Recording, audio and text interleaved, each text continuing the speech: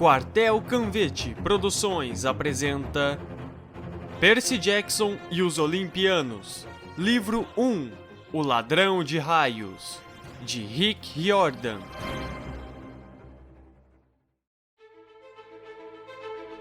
Oito! Nós capturamos uma bandeira! Em poucos dias, me acomodei em uma rotina que parecia quase normal, se descontarmos o fato de que eu tinha aulas com sátiros, ninfas e um centauro. Todas as manhãs estudava grego antigo com Anabete e conversávamos sobre os deuses e deusas no presente, o que era um pouco estranho. Descobri que Anabete estava certa a respeito da minha dislexia. O grego antigo não era tão difícil de ler, pelo menos não mais difícil que o inglês. Depois de algumas manhãs, eu já conseguia ler sem muita dor de cabeça algumas linhas de Homero, tropeçando aqui e ali. No resto do dia, eu alternava atividades ao ar livre, procurando alguma coisa que fosse bom. Kiron tentou me ensinar arco e flecha, mas descobrimos bem depressa que eu não dava certo para aquilo. Ele não reclamou nem mesmo quando teve de arrancar de suas ancas uma flecha perdida. Corrida? Eu também não era bom. As instrutoras, as ninfas do bosque, me faziam comer poeira. Disseram-me para não me preocupar com isso. Tiveram séculos de prática fugindo de deuses apaixonados. Mas ainda assim, era meio humilhante ser mais lento que uma árvore. E as lutas? Esqueça! Toda vez que eu ia para a esteira, Clarice acabava comigo. E vem mais por aí, seu mané. Murmurava ao meu ouvido. A única coisa em que eu era mesmo excelente era canoagem. E esse não era o tipo de habilidade de herói que as pessoas esperavam do cara que venceu o Minotauro. Sabia que os campistas mais velhos e os conselheiros me observavam, tentando concluir quem era meu pai, mas não estava sendo fácil para eles. Eu não era tão forte quanto os garotos de Ares, nem tão bom em arco e flecha quanto os garotos de Apolo. Não tinha perícia de Hefesto com metais, ou, os deuses me livrem, o jeito de Dionísio com as vinhas. Luke me disse que eu podia ser filho de Hermes, uma espécie de pau para toda obra, mestre nada.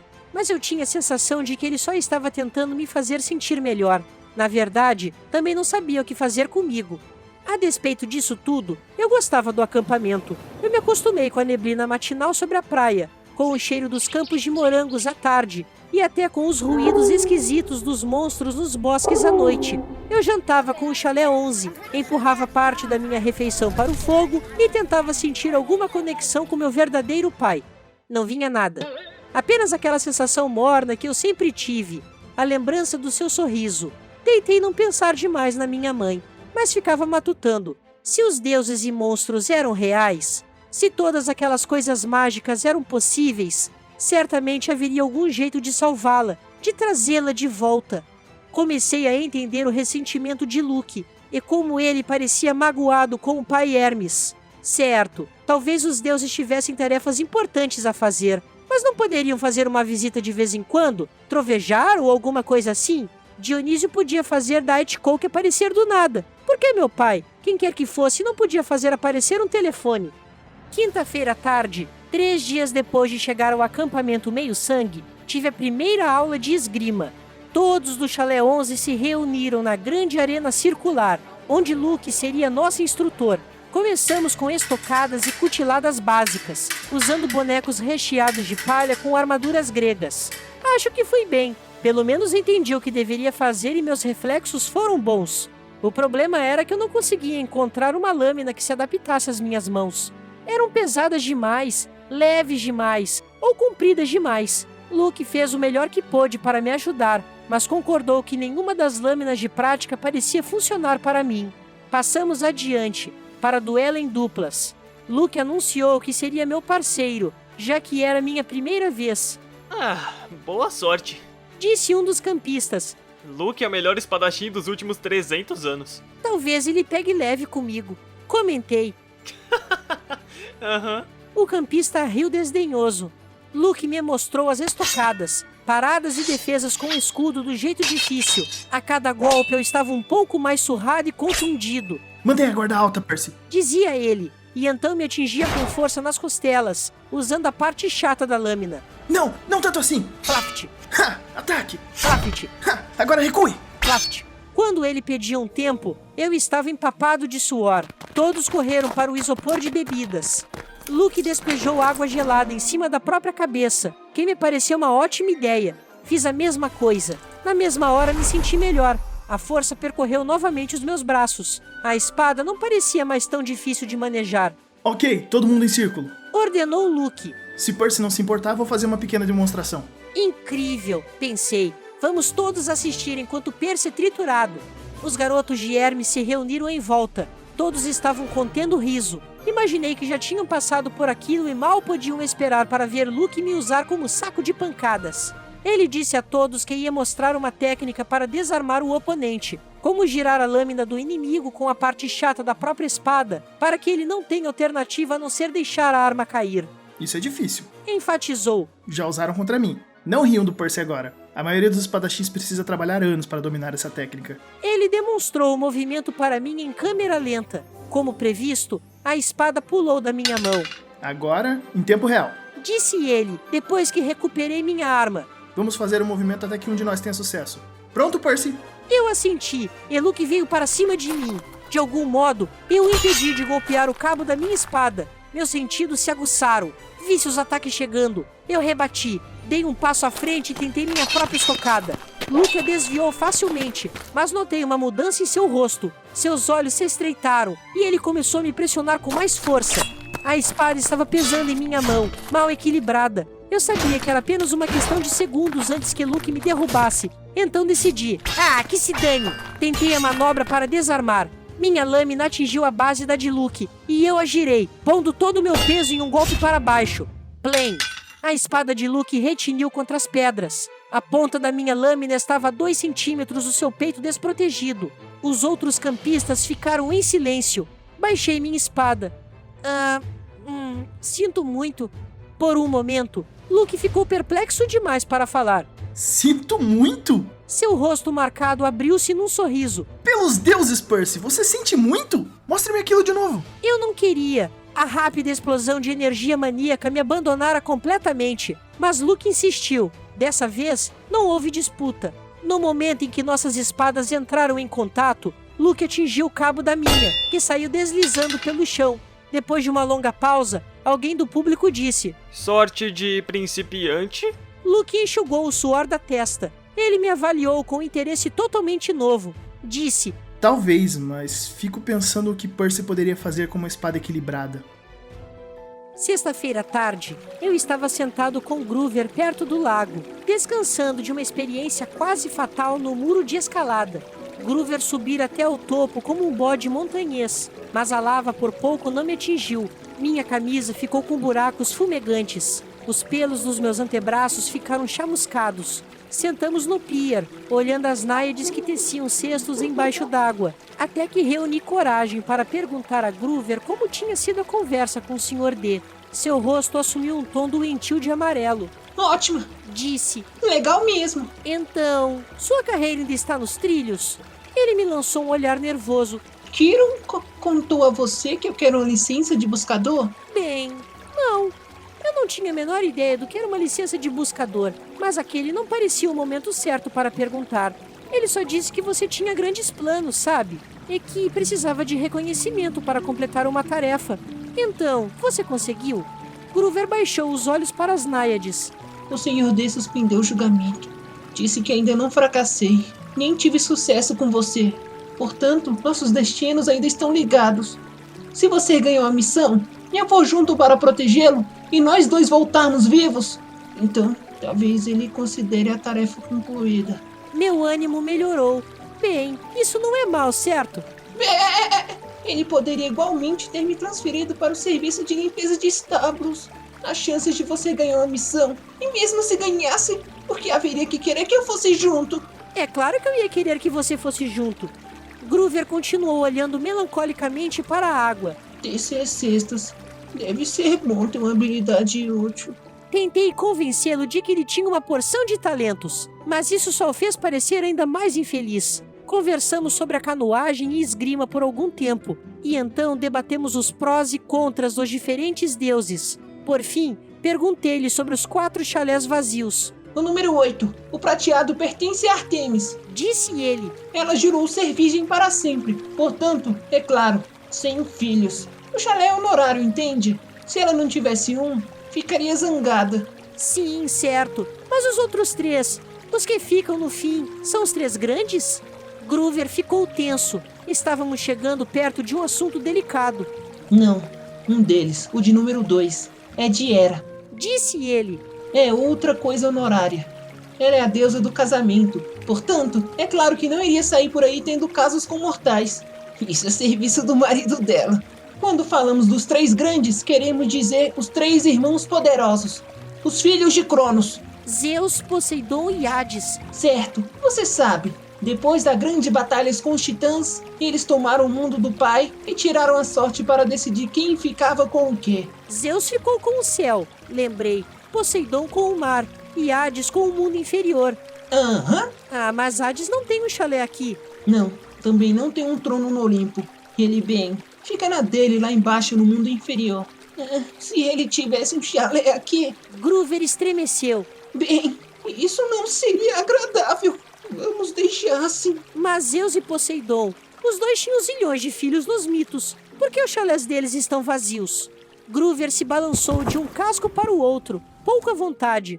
Há cerca de 60 anos, depois da Segunda Guerra Mundial, os 3 grandes combinaram que não iria procriar mais nenhum herói. Os filhos deles eram poderosos demais. Estavam interferindo muito no curso dos eventos humanos, causando muitas carnificinas. A Segunda Guerra Mundial, sabe, foi basicamente uma luta entre os filhos de Zeus e Poseidon de um lado e os filhos de Hades de outro. O lado vencedor, Zeus e Poseidon, obrigou Hades a fazer um juramento junto com eles. Nada de casos com mulheres mortais. Todos juraram sobre o rio Estige. Um trovão. Esse é o juramento mais sério que se pode fazer. Disse eu. Groover assentiu.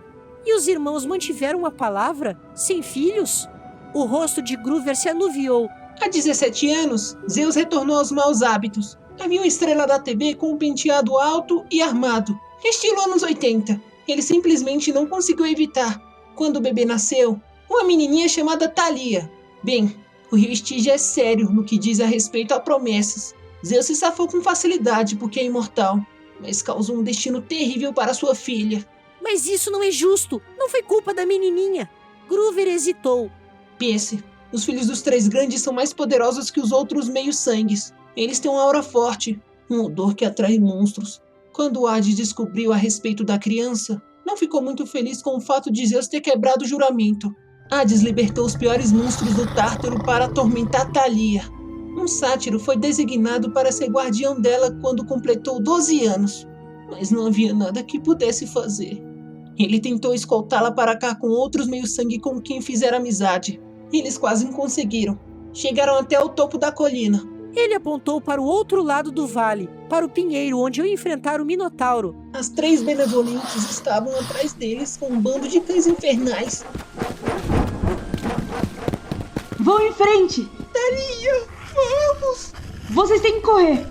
Leve-os para um lugar seguro! Rápido!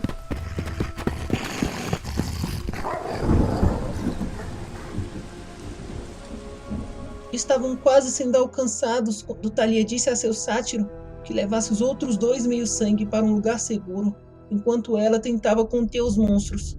Estava ferida e cansada, e não desejava viver como um animal caçado. O sátiro não queria deixá-la, mas não conseguiu fazê-la mudar de ideia e tinha de proteger os outros. Assim, Thalia defendeu-se no final sozinha, no topo daquela colina. Quando morreu, Zeus se apiedou dela, transformou-a naquele pinheiro. Seu espírito ainda ajuda a proteger as fronteiras do vale. É por isso que a colina é chamada de Colina Meio-Sangue. Olhei para o pinheiro distante. A história me fez sentir oco e também culpado. Uma menina da minha idade se sacrificara para salvar os amigos. Enfrentara todo um exército de monstros. Perto disso, minha vitória sobre o Minotauro não parecia lá grande coisa. Perguntei a mim mesmo se agindo diferente poderia ter salvado minha mãe.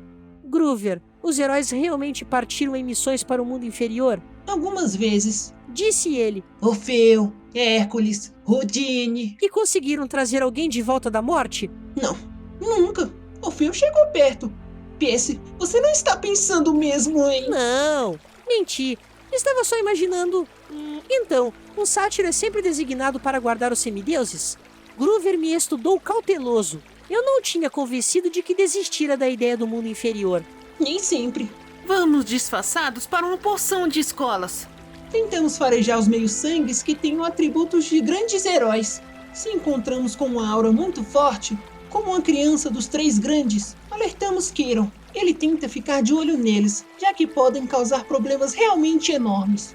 E você me encontrou. Kiron disse que você achava que eu poderia ser algo especial. Groover soou como se eu acabasse de atraí-lo para uma armadilha. Eu não. Ora, escute, não pense assim. Se você fosse, você sabe, jamais lhe permitiria uma missão. E eu jamais teria minha licença. Você provavelmente é filho de Hermes, ou talvez até de um dos deuses menores, como Nêmesis, a deusa da vingança. Não se preocupe, tá? Percebi que ele estava tentando tranquilizar mais a si mesmo que a mim. Naquela noite, após o jantar, havia muito mais agitação do que de costume. Finalmente era a hora da captura da bandeira. Quando os pratos foram levados embora, a trombeta de caramujo soou e todos nos postamos junto às nossas mesas. Os campistas gritaram e aplaudiram quando Anabete e 2 de seus irmãos entraram correndo no pavilhão, carregando um estandarte de seda. Tinha cerca de 3 metros de comprimento, reluzindo em cinza, com a pintura de uma coruja em cima de uma oliveira. Do lado oposto do pavilhão, Clarice e suas amigas entraram correndo com outro estandarte, de tamanho idêntico, mas vermelho berrante, com a pintura de uma lança sanguinolenta e uma cabeça de javali. Virei-me para Luke e gritei por cima do barulho. Aquelas são as bandeiras? Sim! Ares e Atena sempre lideram as equipes, Nem sempre, disse ele. mas frequentemente. Então, se outro chalé capturar uma delas, o que vocês fazem? Pintam de novo a bandeira? Ele sorriu ironicamente. Você vai ver. Primeiro temos de conseguir uma. De que lado nós estamos? Ele me deu uma olhada astuta, como se soubesse algo que eu não sabia. A cicatriz em seu rosto fazia parecer quase mal à luz das tochas. Fizemos uma aliança temporária com Atena. Essa noite tiraremos a bandeira de Ares. E você vai ajudar. As equipes foram anunciadas. Atena tinha feito uma aliança com Apolo e Hermes, os 2 chalés maiores. Aparentemente, haviam sido trocados privilégios, horários de chuveiro, escalas de deveres, as melhores posições nas atividades, a fim de ganhar apoio. A Ares tinha se aliado a todos os outros, Dionísio, Deméter, Afrodite e Hefesto. Pelo que eu tinha visto, os campistas de Dionísio eram na verdade bons atletas, mas havia apenas 2 deles. Os de Deméter tinham uma ligeira vantagem em habilidades da natureza e atividades ao ar livre, mas não eram muito agressivos. Com os filhos e filhas de Afrodite, eu não estava muito preocupado. Eles, na maioria das vezes, esperavam sentados todas as atividades acabarem e iam conferir seus reflexos no lago, penteavam os cabelos e fofocavam. Os de Hefesto não eram bonitos, e havia apenas 4 deles, mas eram grandes e corpulentos de tanto trabalhar na oficina de metais o dia inteiro. Podiam ser um problema. Com isso, é claro, restava o chalé de Ares, uma dúzia dos maiores, os mais feios e os mais perversos garotos e garotas de Long Island, ou de qualquer outro canto do planeta. Kiron bateu o casco no mármore.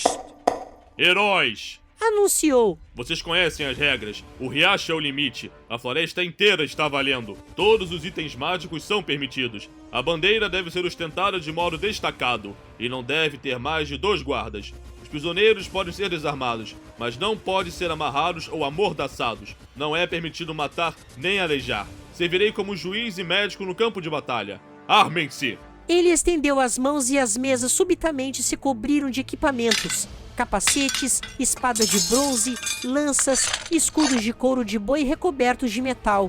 Uau! Falei, temos mesmo que usar tudo isso? Luke olhou para mim como se eu estivesse louco.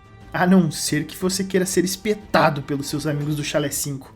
Aqui, Kiron achou que esses devem lhe servir. Você ficará na patrulha da fronteira. Meu escudo era do tamanho de uma tabela de basquete da NBA, com um grande caduceu no meio. Pesava cerca de 1 milhão de quilos. Eu poderia muito bem usá-lo como prancha de snowboard, mas tinha esperança de que ninguém tivesse expectativas reais de que eu corresse com aquilo. Meu capacete, como todos os outros capacetes do lado de Atena, tinha um penacho de crina azul no topo. Ares e seus aliados tinham penachos vermelhos. Anabete gritou. Equipe azul, pra frente!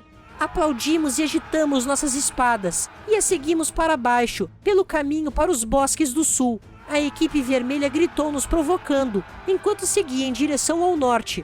Consegui alcançar Annabeth sem tropeçar em meu próprio equipamento. Ei! Ela continuou marchando. Então, qual é o plano? Perguntei. Tem alguns itens mágicos para me emprestar? A mão dela se desviou para o bolso, como se estivesse com medo de que eu roubasse alguma coisa. Só digo pra tomar cuidado com a lança da Clarice. Você não vai querer que aquela coisa toque em você. Fora isso, não se preocupe. Vamos tomar a bandeira de Ares.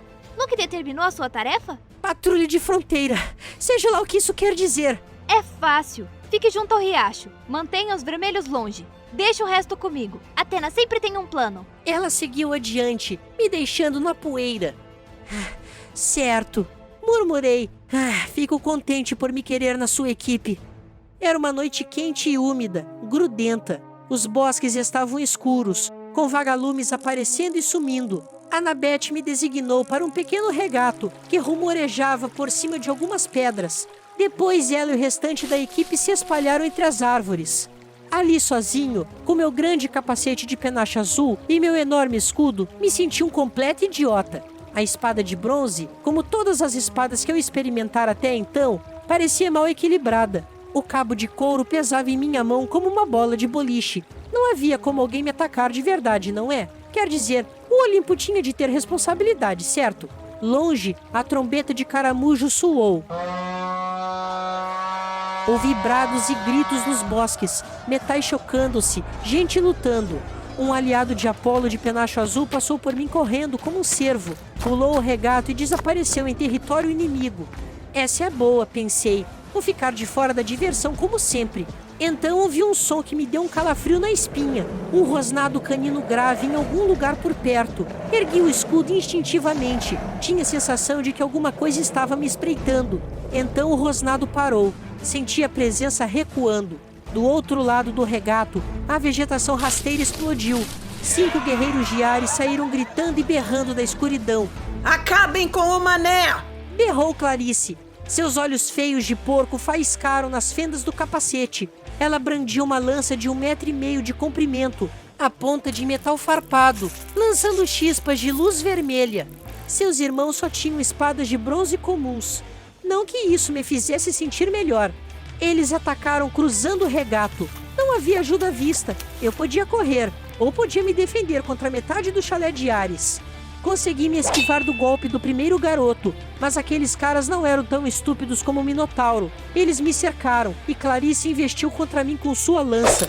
Meu escudo desviou a ponta, mas senti o formigamento doloroso em todo o corpo. Meus cabelos se eriçaram. O braço que segurava o escudo ficou dormente e o ar queimou. Eletricidade. Aquela lança estúpida era elétrica. Eu recuei. Outro cara de Ares me golpeou no peito com a parte mais grossa da espada e eu caí. Eles podiam ter me chutado até eu virar geleia, mas estavam muito ocupados rindo. Faça um corte no cabelo dele. Disse Clarice. Agarrem o cabelo dele! Consegui me pôr de pé. Ergui a espada, mas Clarice a jogou violentamente para o lado com sua lança e fagulhas voaram. Agora meus braços estavam dormentes. Uau! Disse Clarice. Estou com medo desse cara. Realmente apavorada. A bandeira está pra lá. Disse a ela. Queria parecer zangado, mas acho que não consegui. Disse um dos irmãos dela. Mas olha bem, a gente não se importa com bandeira nenhuma. A gente só se importa com você, Percy Jackson, porque fez o pessoal do dormitório de idiota. Vocês não precisam de mim pra isso. Provavelmente não foi a coisa mais esperta a dizer. 2 deles vieram para cima de mim. Recuei em direção ao regato. Tentei erguer meu escudo, mas Clarice era muito rápida. Sua lança me pegou bem nas costelas. Se eu não estivesse usando uma armadura blindada, teria virado churrasco no espeto. Do jeito que a coisa foi, a ponta elétrica quase fez meus dentes saltarem da boca com o choque. Um de seus colegas de chalé desferiu a espada contra meu braço, fazendo um bom talho. Ver meu próprio sangue me deixou zonzo, quente e frio ao mesmo tempo. Sem aleijar. Consegui dizer. Ops. Disse o cara. Acho que agora eu perdi o meu direito à sobremesa. Ele me empurrou para o regato e eu caí espalhando água. Todos riram. Calculei que assim que acabassem de se divertir eu iria morrer. Mas então algo aconteceu. A água pareceu despertar meus sentidos, como se eu tivesse acabado de comer um saco duplo das jujubas de minha mãe. Clarice e seus 2 companheiros de chalé entraram no regato para me pegar, mas eu me pus em pé para recebê-los. Sabia o que fazer. Desferi a parte chata da minha espada contra a cabeça do primeiro cara e arranquei seu capacete. Atingiu com tanta força que pude ver seus olhos tremendo, enquanto ele desmoronava na água. O feio número 2 e o feio número 3 vieram para cima de mim. Golpeei um no rosto com meu escudo e usei a espada para decepar o penacho da crina do outro. Os 2 recuaram depressa. O feio número 4 não pareceu muito ansioso por atacar, mas Clarice continuava vindo, a ponta da lança crepitando de eletricidade. Assim que ela investiu, peguei a vara da lança entre a borda do meu escudo e minha espada e a parti como se fosse um graveto. Ah, seu idiota! Berrou ela. Seu verme com bafo de cadáver! Ela provavelmente teria dito coisas piores, mas eu a golpeei entre os olhos com a base da espada e a joguei cambaleando de costas para fora do regato. Então ouvi gritos exultantes e vi Luke correndo em direção à linha limite com o estandarte da equipe vermelha erguido alto. Vinha flanqueado por alguns garotos de Hermes, cobrindo sua retirada, e alguns de Apolo atrás deles, combatendo os garotos de Hefesto. O pessoal de Ares se levantou e Clarice resmungou uma praga estupefata. Ah! Uma armadilha! Berrou. Foi uma armadilha! Eles saíram cambaleando atrás de Luke, mas era tarde demais. Todo mundo convergiu para o regato, enquanto Luke atravessava para o território inimigo. Nosso lado explodiu em vivas. O estandarte vermelho tremulou e ficou prateado. O javali e a lança foram substituídos por um enorme caduceu, o símbolo do Chalé 11. Todos da equipe azul ergueram Luke nos ombros e começaram a carregá-lo. Kiron saiu a meio galope do bosque e soprou a trombeta caramujo. O jogo terminara. Tínhamos vencido. Eu estava prestes a me juntar à comemoração, quando a voz de Annabeth, bem ao meu lado no regato, disse: Nada mal, herói. Eu olhei, mas ela não estava lá. Onde diabos aprendeu a lutar assim? Perguntou ela. O ar tremulou e Annabeth se materializou, segurando um boné de beisebol dos Yankees, como se tivesse acabado de tirá-lo da cabeça. Senti que estava ficando zangado. Não fiquei nem mesmo perturbado com o fato de ela estar invisível um segundo antes. Você armou isso pra mim, disse eu. Você me pôs aqui porque sabia que Clarice viria atrás de mim, enquanto você mandava Luke dar a volta pelos flancos. Já tinha tudo preparado. Annabeth encolheu os ombros. Eu disse pra você. Atenas sempre tem um plano. Um plano para que eu fosse reduzida a pó. Ei, eu vim o mais rápido que eu pude. Estava pronta pra entrar na briga, mas... Ela encolheu os ombros. Você não precisava de ajuda. Então ela reparou no meu braço ferido. Como arranjou isso? Corte de espada, disse eu. O que você acha? Não, era um corte de espada. Olha só. O sangue se fora. No lugar do rasgo enorme havia uma longa cicatriz branca. E mesmo esta estava desaparecendo. Enquanto eu olhava, ela se transformou em uma cicatriz pequena e sumiu. Eu não entendo, disse. Annabeth raciocinava com empenho. Eu quase podia ver as engrenagens girando. Ela baixou os olhos para os meus pés, depois para a lança quebrada de Clarice e disse: Sai da água, Percy. O quê? Apenas saia. Saí do regato e logo me senti extremamente cansado. Meus braços começaram a ficar dormentes de novo. Minha descarga de adrenalina me abandonou. Quase caí, mas Annabeth me segurou. Ai, Stige. Praguejou ela. Isso não é bom. Eu não queria, eu pensei que podia ser Zeus. Antes que eu pudesse perguntar o que ela queria dizer, ouvi o rosnado canino de novo, porém muito mais perto. Um uivo cortou a floresta. A comemoração dos campistas cessou imediatamente. Kiron bradou alguma coisa em grego antigo que eu, só mais tarde me daria conta, tinha entendido perfeitamente. Preparem-se, meu arco. Annabeth sacou a espada. Sobre a pedra, logo acima de nós, havia um cão preto do tamanho de um rinoceronte, com olhos vermelhos como lava e presas que pareciam punhais. Estava olhando diretamente para mim. Ninguém se moveu, exceto Annabeth, que gritou: Percy, corra! Ela tentou se interpor entre mim e o cão, mas o bicho foi rápido demais. Pulou por cima dela, uma enorme sombra com dentes. e assim que me atingiu, quando cambaleei para trás e senti as garras afiadas como navalhas rasgando minha armadura, houve uma cascata de sons de pancadas, como 40 pedaços de papel sendo rasgados um após o outro. Um amontoado de flechas brotou no pescoço do cão. O monstro caiu morto aos meus pés. Por algum milagre, eu ainda estava vivo. Não quis olhar embaixo das ruínas da minha armadura esfrangalhada. Meu peito parecia morno e molhado, e eu sabia que estava gravemente ferido. Mais um segundo, e o monstro teria me transformado em 45 quilos de carne fatiada. Kiron trotou para perto de nós com um arco na mão, a expressão soturna. De imortales! Disse Annabeth. Aquilo é um cão infernal dos campos de punição! Eles não deveriam... Alguém o convocou. Disse Kiron. Alguém de dentro do acampamento. Luke se aproximou, o estandarte esquecido em sua mão, o momento de glória acabado. Clarice berrou. É tudo culpa do Percy! Percy o convocou! Fique quieta, criança. Ordenou-lhe Kiron. Nós assistimos enquanto o cão infernal se dissolvia em sombra e era absorvido pela terra até desaparecer. Você está ferido. Disse-me Annabeth. Rápido, Percy. Entre na água. Eu estou bem. Não, você não está. Disse ela. Kiron, veja isto. Eu estava cansado demais para discutir. Voltei para dentro do regato, o acampamento inteiro reunido à minha volta. No mesmo instante me senti melhor. Pude perceber os cortes em meu peito se fechando. Alguns dos campistas sufocaram um grito. Olhem, eu não sei porquê. Falei, tentando me desculpar. Sinto muito. Mas eles não estavam olhando minhas feridas cicatrizarem. Olhavam para algo acima da minha cabeça. Percy! Disse Annabeth, apontando. Quando olhei para cima, o sinal já estava quase desaparecendo, mas ainda pude distinguir o holograma de luz verde, girando e cintilando, uma lança de 3 pontas, um tridente. Seu pai... Murmurou Annabeth. Isso realmente não é bom. Está determinado. Anunciou Kiron.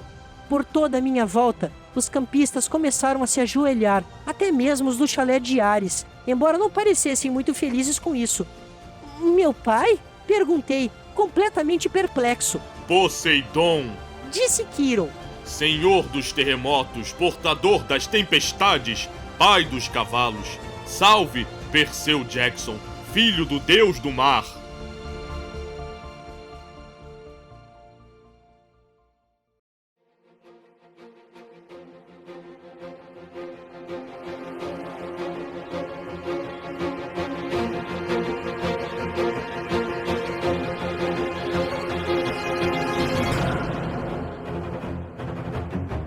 Percy Jackson e os Olimpianos. Livro 1. O Ladrão de Raios, de Rick Riordan.